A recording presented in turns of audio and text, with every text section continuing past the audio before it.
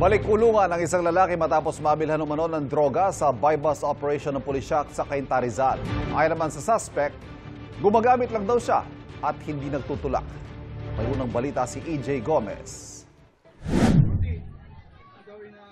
Arestado ang 24 anyos na lalaking ito na sospek sa pagbebenta ng ilegal na droga sa Cainta, Rizal. Nabilhan siya ng hinihinalang shabu ng isang pulis na nagpanggap na buyer sa buy-bust operation sa barangay San Juan, Cainta, Rizal madaling araw nitong linggo. Pumalagang sospek na kinilalang si alias Toti ayon sa pulisya. Nung kinasa natin yung buy-bust operation, nagkaroon pa ng konting hamulan dahil binangga niya yung ating pusher buyer nung malaman niyang ito ay ating isang polis.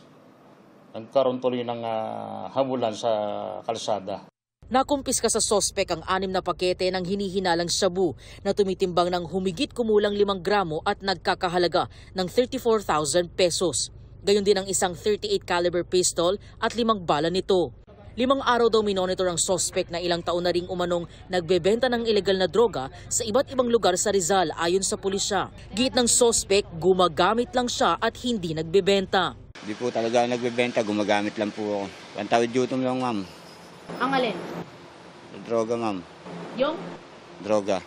Ayon sa pulisya, dati na rin nakulong si alias Toti dahil din sa mga kasong kaugnay ng droga at pagnanakaw. He revealed that his group was involved in a series of robbery at bahay in Cainta and nearby municipalities. Meron din silang nabiktima na basag kotse dito sa area namin.